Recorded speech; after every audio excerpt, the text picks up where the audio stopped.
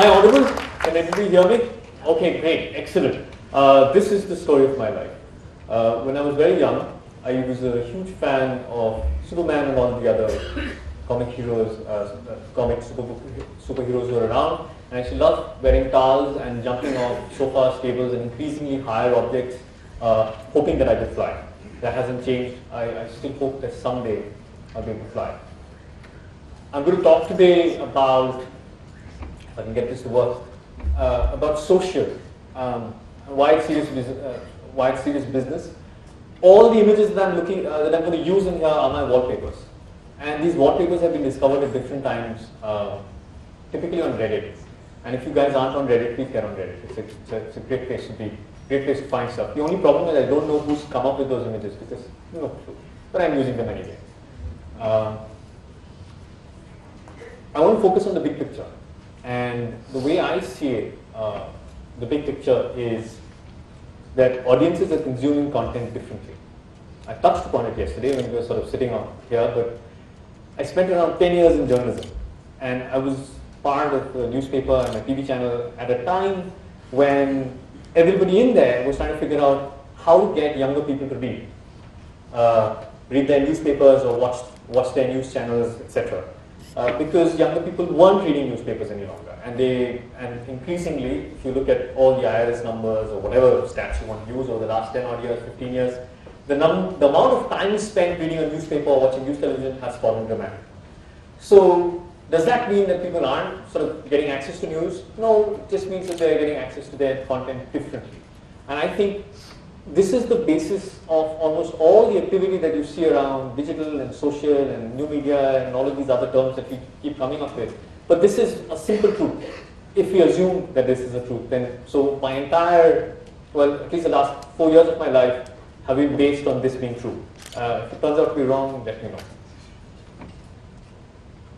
So the journey so far as online is concerned, right? So if you think back to the mid to late 90s, when the internet was first introduced in India, and mid 90s in most other parts of the world, early to mid 90s in most other parts of the world, when you went online, you would typically go via Yahoo, okay? And you'd find websites by going through the directory in some way or the other. The directory was typically managed by a bunch of people.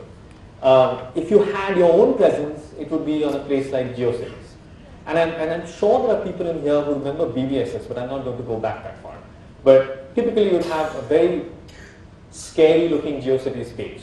As many bright colors as possible, some images moving around if you could find them.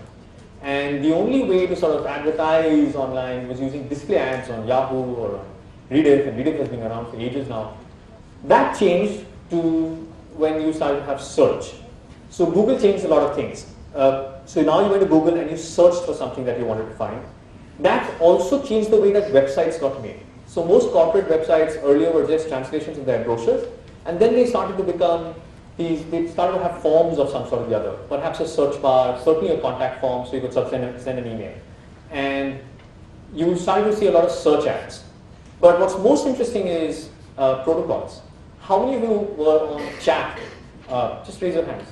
MSN and ICQ and Yahoo. And you remember that once upon a time, when you were on one, you couldn't sort of talk to people who were on Yahoo.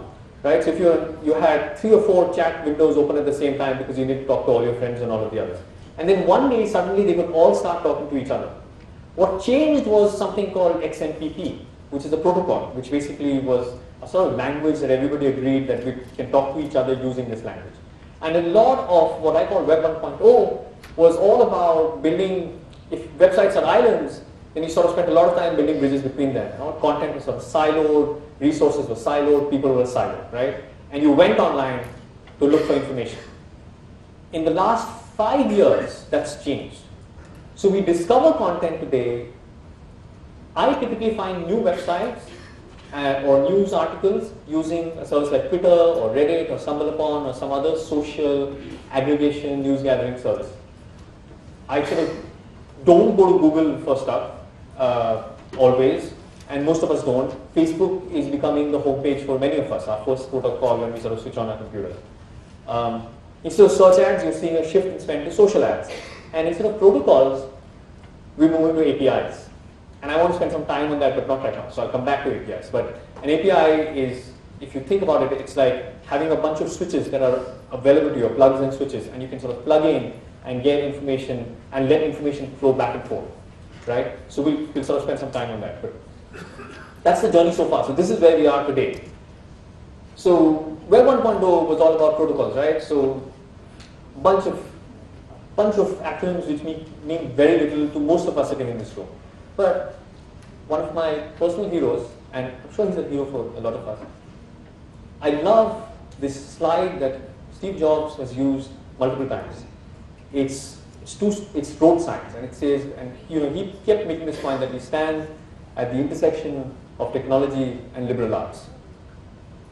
I'm very lucky. I've spent 10 years in journalism and around 10 years writing code. And somehow that's brought me to this intersection. So I love the underpinnings of all the code that you see floating around, and I love communication. So the two have sort of come together for me. So I wanted to define social differently. I don't think social is Facebook and social is Twitter. Sure, there are aspects of it, but what is social? I think it's these three things. It's evolution, it's participation, and it's integration. And I think drill down each one of them. So this is a belief. I could be wrong, but I know that social is changing societal values. And when I say that it's changing societal values, I'll give you a simple example. The notion of privacy is one of the key notions underpinning any society, right? What we think is private or not private, what we think is taboo or not taboo, is not written down in a law book someplace mostly. It's a shared social understanding of what's supposed to be kept private and not kept private. And we sort of taught that in some way or the other growing up, right? So one of the things that's happening is that the notion of privacy is very different from people born after 1990 and people born before 1990. Simply because they're growing up in a world where it's very easy to share. We grew up in a world where it was much harder to share. So what's private to them, what's private to us is not necessarily what's private to them any longer. That's one. And that's just one value. There are others. I think we've spent a lot of time talking about this, but lots of people have made the real point that social is changing attitude towards brands. So I'm not going to spend time on this, but this is a fact. We know that. That's why we're here. And it's changing consumer behavior, right? So one of the interesting ones that I keep hearing is marketers love to fit people into silos because then they become very addressable. So if you can get an age group and you can get some sort of psychographic and you can get some sort of location, you're fine. And that doesn't work. What we try to address nowadays are states of mind. So if I can find somebody who is in a particular state of mind, can I message him or talk to him or hear what he has to say and respond in some way or the other and achieve something? So I think the primary change in consumer behavior boils down to the fact that you can't put people into silos any longer. There is no one silo that they belong to. Youth, old, young, there are large enough audiences for each kind of state of mind, each of those, and we can come up with states of mind together. But people who are interested in giving, people who are interested in volunteering, people who care about technology, there is no age group associated with that necessarily. Participation. Again, lots of people talking about this. I'm not going to belabor this point, but of course we know it's about conversations, it's about collaboration, and it's about co-creation, which is the next slide. If you look at it from the perspective of an organization, it doesn't matter whether you're a non-profit or a for-profit, but there is one tiny little problem. The tiny little problem is that younger people joining the organization nowadays have very little respect for hierarchy. So what happens is that they don't have the patience necessarily to wait for people to ask them to contribute. They are almost biting at the bit to contribute. And they start to disengage from an organization when they don't see opportunities to collaborate, contribute, etc. So it's a challenge. It's not an easily solvable challenge because you have managers who are typically a lot older who don't necessarily want younger people to be talking at every event, organization, meeting, etc. So collaboration and co-creation are hard things to achieve. They're not simple things to achieve. there are hard things to achieve because there are real differences within people on how to manage this. And social is about integration. So, you need to integrate into technology platforms, you need to integrate into marketing programs, into your processes, and we've spoken quite a bit about that last 2 days, so I'm not going to spend some time. I will spend some time on this. It's an interesting little thing that we did. We spoke to now 2,000 plus, but this slide is a little old, 1,500 plus marketing and communication professionals in Asia, right? And we kept asking them, what do you do on social? What do you do online, right? And we found that almost everybody could be mapped into these 6 stages. Number one. The other thing we found is that they all went through those 6 stages. None of them could skip a stage, right? So stage 1 is some sort of campaign microsite, right? So you take out an ad, and this used to happen a lot 4 or 5 years ago. You take out an ad and you sort of create a little microsite for that ad.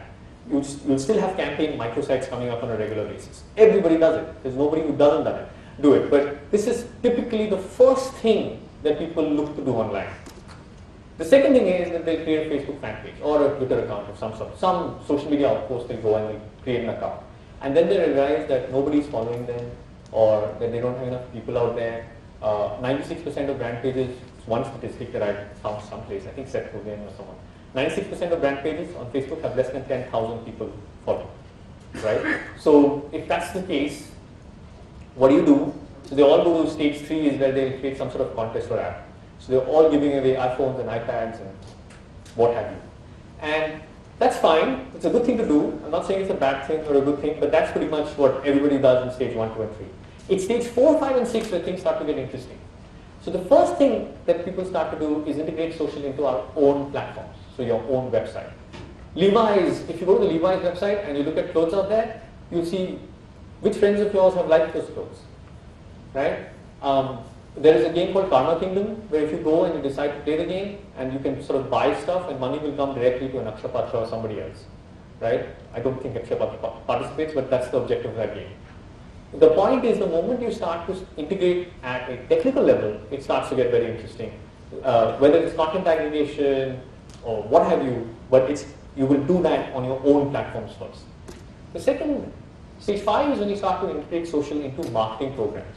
Now, how many of you guys saw the Lay's chips ad which asked people to come up with their own flavor? Remember that one? I thought that was a great ad. Most of us remember it. Do you remember the ad that Lay's came out before that? Anybody? Or after that? Must be some dancing thing with Saif Ali Khan. One person. The power of creating an ad which asks a question rather than which gives a statement is evident in your response in this room. The response is the same every time I ask a question. It doesn't change. The fundamental difference is not that they're asking questions. The fundamental difference is actually that there is a shift in the way that communication gets designed. The shift is almost all advertisers are taught from a very early age to say boom, right, with an exclamation mark after that, to grab attention in some way or the other. But online, if you want to be conversational, then you actually have to be more journalistic.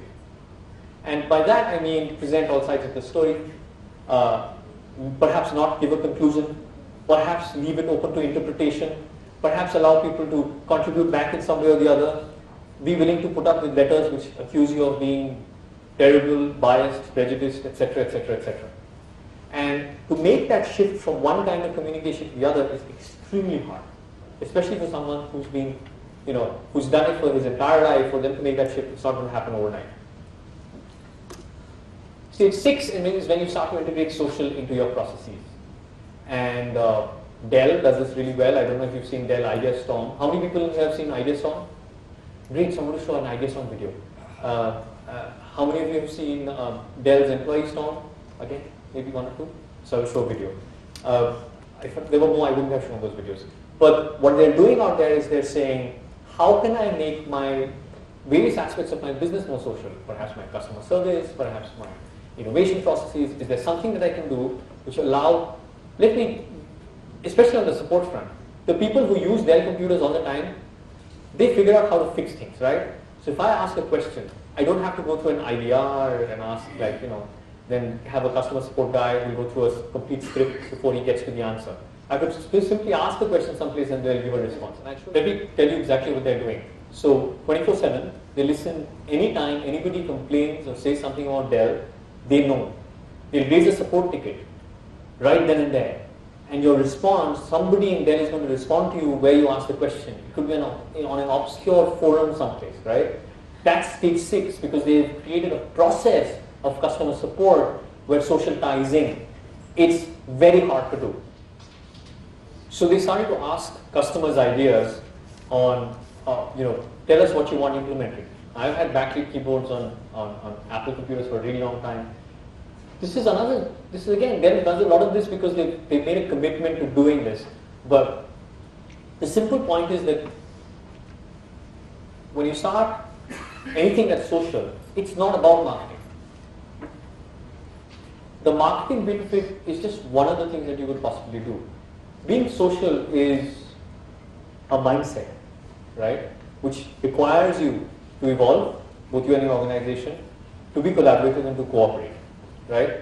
And that brings me to APIs, which is a brave new world. Let me show you what's going on. All of you, how many of you even know what an API is?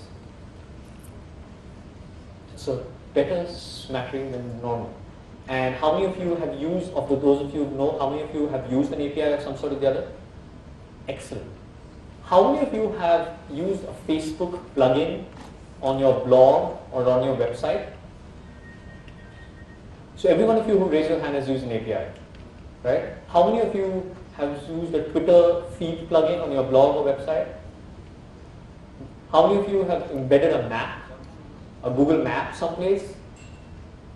Okay, all of you guys who are doing this know what APIs are. For the rest of you, APIs are application programming interfaces, okay? And they're really exciting because what they allow you to do is take what Facebook offers and bring it to your own site. Forget about Facebook and Twitter. I'm going to show you a video of something called the Open Social API, which Google is working on. So today I can figure out your connections. Okay, any one of you sitting in here, if I have your Twitter handle, I can run, there's a little bit of code that I can run and figure out who you connected to, what are the websites you connected to, right? And then figure out how important you are or not, what your social graph is like.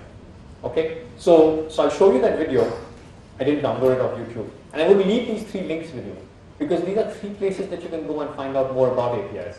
But what's the impact that this brave new world of APIs is having on the web needs to be understood from a marketing perspective as well. You don't live in a silo any longer, not just in terms of people, resources, etc., but in terms of what you can achieve and what kind of campaigns you can build. You now have the power of all of these platforms that people are building at your fingertips. It is up to you to choose how to do it. I have some case studies, but I don't want to go there. The point is that think beyond the smart content that I can create by spending a lot of money. Think about how you can leverage all the content that's already out there and all the tech that's already out there and build a marketing program using that. Stuff like this gets me very excited for a simple reason, because now I'm getting access. I now have the ability to build things which give meaningful experiences to the audiences that I'm trying to reach out to, right?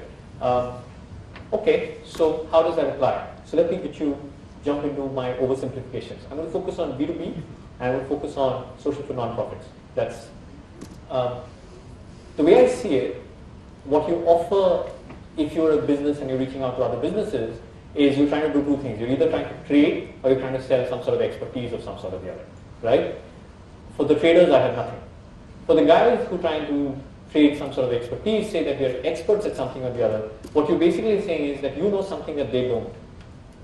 Okay? So the simplest social B2B programs have to start here.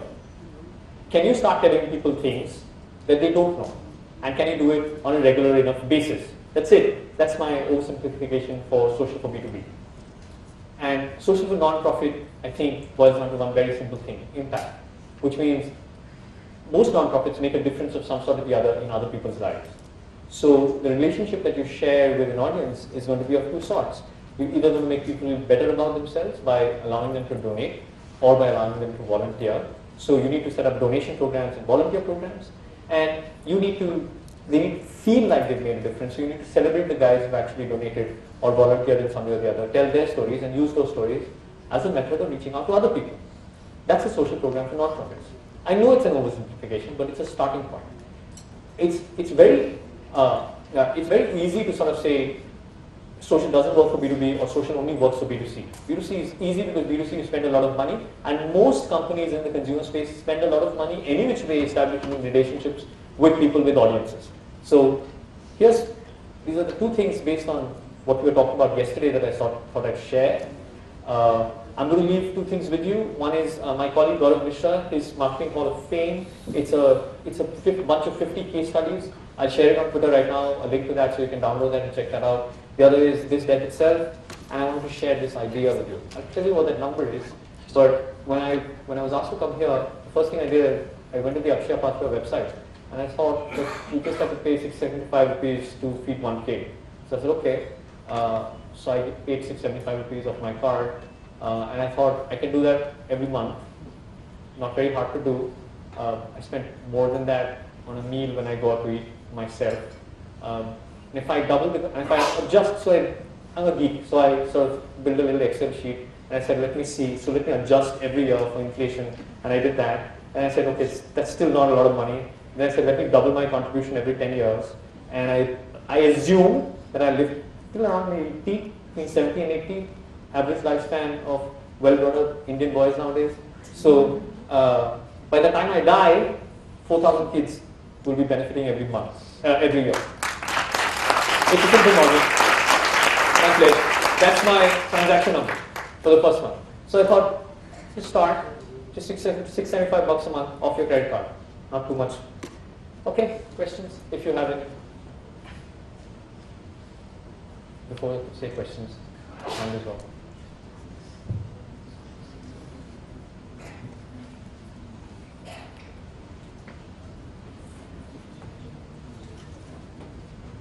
Hi. Name it, please, everybody. Priyavrat from my game. Just wanted to touch on the point that you raised about APIs. Seems pretty cool, pretty exciting, but isn't that something that marketers, for that matter, even companies should be scared of? Because I'll tell you what, and the thought behind that. Let's say you consider any of those leading APIs in US, cloud for that matter. You're actually depending on somebody else's algorithms. So there are a bunch of companies using cloud for whatever in US, and there's a huge trend coming up. So you're actually, as somebody who's using a mashup of the cloud API with whatever else, is using somebody else's algorithm to determine something that you want to do with your customers, right? So the point is that recently cloud had this issue where they actually went ahead and changed their algorithms, due to which the cloud source changed. There's a huge uproar about it. The point is, when you're using APIs and you're doing a mashup, you're actually letting go a part of the process that you could have done. For example, Twitter API for your support. If Twitter goes down for 3 hours, is there a way you can... You open up a platform where you actually want to listen in, but you're completely dependent on a third party to provide that interaction. Can I frame your question differently? This question has been asked of me before. The way that the question works is that, can I control the entire experience myself, or can I depend, or should I depend on other people to control, to sort of manage their experience? Well, control doesn't work. It's just a rule of life, generally. Yeah. No, I'll tell you why it doesn't work. If you want to, for example, if you want to figure out who your influencers are, you either spend 6 months building a program that will crawl Twitter, etc., figure out who other people are. If you have that time, great. I mean, go ahead and do that. And then perhaps expose an API because I use that API. The other thing I can do is go to cloud where a bunch of people have already signed up and figure out who my influencers are for a specific area. It is a personal choice, right? It's a decision that every marketer needs to make for himself in terms of saying, do I have the time to go to market where I can sort of spend 12 lakh rupees on a bunch of developers writing code, or should I just use stuff that's already been built? This not invented here mentality worked really well 20 years ago. I don't know if it works that well any longer. I think the only company where it works well is Apple. That's the only company. The only company. Nobody has been able to replicate what Apple does. No one. And even they use stuff from Samsung and from various other people. Anybody else? Good. If, oh, right.